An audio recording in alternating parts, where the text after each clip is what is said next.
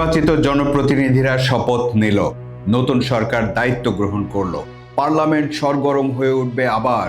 মনে হচ্ছে সবকিছুই ঠিকঠাক চলছে, মানুষের প্রত্যাশাও তাই। যদিও রাজনীতি এত সহজ নয়। হয়তো জুলাই সনদ বাস্তবায়ন নিয়ে উত্তপ্ত হয়ে উঠবে রাজনীতি। এই রাজনীতিতে অনেক ধরনের ঘোষণায় দেন রাজনীতিবিদরা। কেউ দুর্নীতির বিরুদ্ধে যুদ্ধের কথা বলেন, কেউ সুশাসনের প্রতিশ্রুতি দেন, কিন্তু এবার যা বলা হচ্ছে তা একটু ভিন্ন।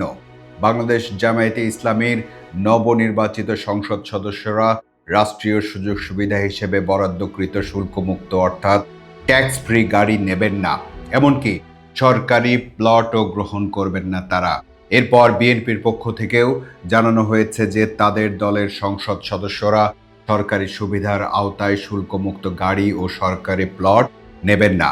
প্রশ্ন হচ্ছে, এটা কি কেবলই রাজনৈতিক বার্তা, নাকি সত্যি কোনো পরিবর্তনের শুরু?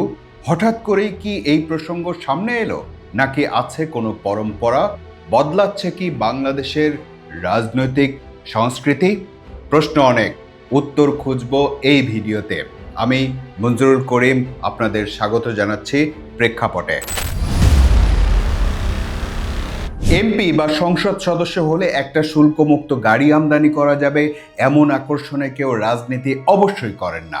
তবু বলে রাখি, সংসদ সদস্য নির্বাচিত হলে কমপক্ষে 15 ধরনের সুবিধা পেয়ে থাকেন এমপিরা। মাসে 55,000 টাকা হারে সম্মানী পান, নির্বাচনী এলাকার ভাতা পান মাসে 12,500 টাকা, আপ্যায়ন ভাতা পান মাসে 5,000 টাকা, শুল্ক ছাড়া গাড়ি আমদানির সুবিধা পান, মাসে 70,000 টাকা পরিবহন ভাতা পান, নির্বাচনী এলাকায় অফিস পরিচালনার জন্য মাসে 15,000 টাকা পান, লন্ড্রির ভাতা পান 1,500 টাকা, রান্নার সরঞ্জাম ও টয়লেট্রিজের জন্য 6,000 টাকা। সংসদ অধিবেশন বা কমিটির বৈঠকে অংশ নিতে বিমান বা রেল বা জাহাজে সর্বোচ্চ শ্রেণীর যে ভাড়া, তার 1.5 গুণ পর্যন্ত ভাতা পান। আর সড়ক পথ ব্যবহার করলে প্রতি কিলোমিটারে 10 টাকা। দায়িত্ব পালনের সময় অবস্থান ভাড়া হিসেবে দৈনিক 750 থেকে 800 টাকা এবং যাতায়াত ভাড়া 75 থেকে 200 টাকা পর্যন্ত। দেশের অভ্যন্তরে ভ্রমণের জন্য এমপিরা বছরে 1,20,000 টাকা ভ্রমণ ভাতা পেয়ে থাকেন। এছাড়াও চিকিৎসা সুবিধা, টেলিফোন সুবিধা, বীমা সুবিধা, ঐচ্ছিক অনুদান ও কর সুবিধা পেয়ে থাকেন। বর্তমান বাজার বাস্তবতায় একজন জনপ্রতিনিধিকে দেয়া এসব সুবিধা যে অনেক বেশি কিছু তা মনে হয় না। এসব নিয়ে তেমন কথা ওঠে না। যে সুবিধা নিয়ে সবচেয়ে বেশি আলোচনা সমালোচনা হয় তা হলো শুল্কমুক্ত গাড়ি আমদানির সুবিধা। এই শুল্কমুক্ত গাড়ি আমদানির সুবিধাটা আসলে কি? শুল্ক না থাকলে আসলে কি আর্থিক সুবিধা তৈরি হয়? ধরুন আপনি একজন সাধারণ ব্যক্তি, সেক্ষেত্রে তো আপনি শুল্কমুক্ত গাড়ি আমদানির সুবিধা পাবেন না। এবার ধরুন আপনি একটি প্রাডো গাড়ি কিনবেন। এখন এই গাড়ির দাম কত হবে? সেটা নির্ভর করছে যে দেশ থেকে গাড়িটি আমদানি করা হচ্ছে সেখানে তার বাজার মূল্য, গাড়ির সিসি, এসব বিষয়ের উপর। যত বিলাসবহুল আর বেশি সিসি সম্পন্ন গাড়ি কিনবেন ততই গাড়ির দাম বেড়ে যাবে। ধরা যাক জাপানে যদি একটি প্রাডো গাড়ির বাজার মূল্য হয় 30 লাখ টাকা, তাহলে বাংলাদেশে সেটার জন্য শুল্ক দেয়া লাগতে পারে 86 থেকে 90 লাখ টাকা পর্যন্ত। তাহলে 30 লাখ টাকার গাড়ির বাংলাদেশে মূল্য দাঁড়ায় 1,20,00,000 টাকা। আমদানিকারকরা বলছেন গাড়ির সিসি এবং যে দেশ থেকে গাড়ি আমদানি করা হচ্ছে সেখানকার বাজার মূল্য বিবেচনা করলে এই শুল্ক কখনো কখনো 300%-এর কাছাকাছি পৌঁছে যায়। আর যদি কম সিসির সাধারণ গাড়ি কেনেন তাহলে এত শুল্ক দিতে হয় না। সংসদ সদস্যরা যেহেতু প্রচলিত আইনে শুল্কমুক্ত গাড়ি আমদানির সুযোগ পান, সেহেতু বেশিরভাগ ক্ষেত্রেই দেখা যায় তারা ব্যয়বহুল এবং বিলাসবহুল গাড়ি আমদানি করেন।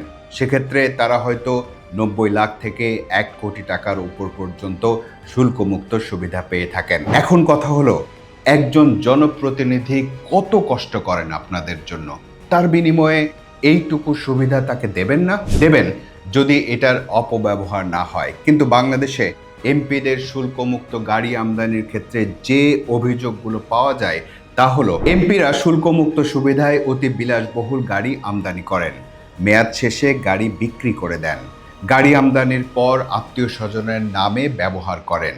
এমপি থাকা অবস্থায় শুল্কমুক্ত একটি গাড়ি আমদানির নিয়ম থাকলেও কারো কারো বিরুদ্ধে একাধিক গাড়ি আমদানিরও অভিযোগ আছে। সংবাদ মাধ্যমে এমন খবরও উঠে এসেছে যে এই সুবিধা অনেক ক্ষেত্রে সার্ভিস ভেহিকল না হয়ে স্ট্যাটাস সিম্বলে পরিণত হয়েছে। এমনকি গাড়ি আমদানি করে বাজারে বিক্রি করে মুনাফা করার অভিযোগও উঠেছিল। যদিও সব এমপির ক্ষেত্রে এমন নয়, কিন্তু বিতর্ক ছিল প্রবল। এসব বিতর্কের মধ্যেই 2024 সালের জুন মাসে তৎকালীন অর্থমন্ত্রী এমপিদের শুল্কমুক্ত গাড়ি আমদানির সুবিধা বন্ধ করার প্রস্তাব করেন। তার বিপরীতে 25% ইম্পোর্ট ডিউটি আরোপ করার প্রস্তাব ছিল। 2024 সালের এপ্রিলের এক হিসেবে দেখা যায় আগের 15 বছরে এমপিরা 572টি গাড়ি শুল্কমুক্তভাবে আমদানি করেন। সেগুলোর বাজার মূল্য দাঁড়ায় 5,147 কোটি টাকা। 2024 সালের আগস্ট মাস, তখন গণ অভ্যুত্থানের মুখে সরকারের পতন ঘটেছে। তারপর জানা যায় সাবেক এমপিদের নামে আমদানি করা প্রায় অর্ধশত ব্যয়বহুল গাড়ি বন্দরেই আটকে দিয়েছে শুল্ক বিভাগ। কারণ যারা এমপি হিসেবে গাড়িগুলো আমদানি করেছিলেন তারা তো তখন আর এমপি নন। যেহেতু এমপি নন, সেহেতু গাড়িগুলো বন্দর থেকে ছাড়াতে হলে যে ট্যাক্স দিতে হবে তাতে গাড়ির দাম আরো কয়েক গুণ বেড়ে যায়। চট্টগ্রাম কাস্টমস হাউসের তৎকালীন দায়িত্বপ্রাপ্ত উপকমিশনার বলেছিলেন গাড়িগুলোর ইঞ্জিন ক্যাপাসিটি 3,000 থেকে 4,000 সিসি। স্বাভাবিকভাবে এ ধরনের গাড়ির উপর 850% পর্যন্ত শুল্ক আরোপ করা হয়ে থাকে। তাতে গড়ে প্রতিটি গাড়ির বাজার মূল্য দাঁড়ায় 10 থেকে 12 কোটি টাকা পর্যন্ত। তবে শুল্কমুক্ত সুবিধার আওতায় এমপিরা প্রতিটি গাড়ি মাত্র 1,30,00,000 টাকায় পেতেন। সংসদ সদস্য না থাকায় গাড়ি বন্দরে এসে গেলেও ওই সুবিধা তারা নিতে পারেননি। এমনকি শুল্ক পরিশোধ করে গাড়ি খালাসের জন্য নোটিশ দিয়েও তাদেরকে পাওয়া যায়নি।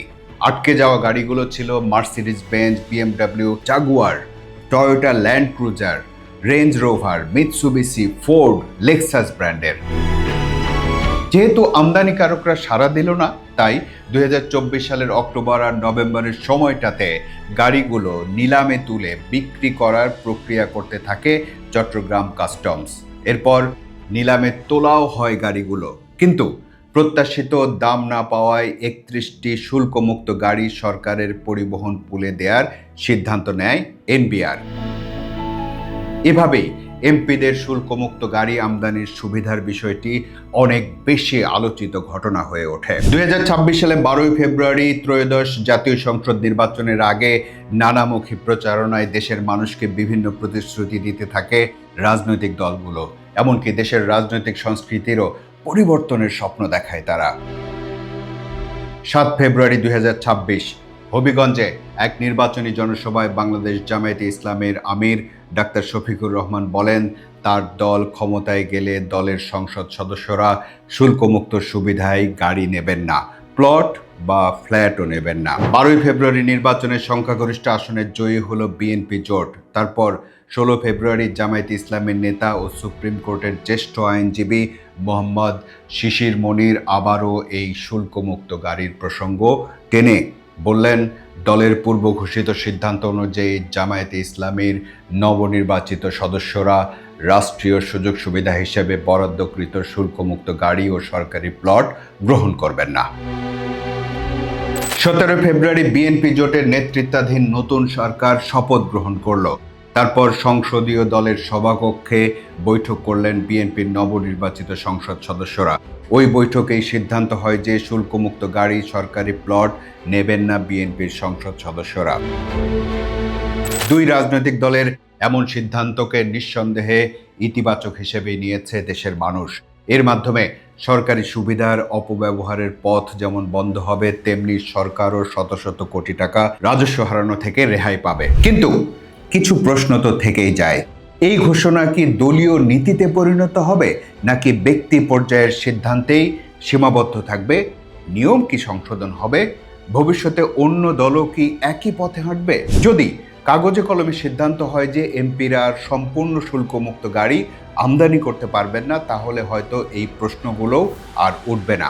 কিন্তু যদি সিদ্ধান্তটা ব্যক্তি পর্যায়ে থাকে, তাহলে হয়তো কোনো একদিন কোনো একজন এমপি তার অধিকারের দাবি তুললেও তুলতে পারেন। সে যাই হোক, রাজনীতিতে প্রতীকী পদক্ষেপও অনেক সময় বড় পরিবর্তনের সূচনা করে, আবার কখনো তা কেবল বার্তাতেই সীমাবদ্ধ থাকে।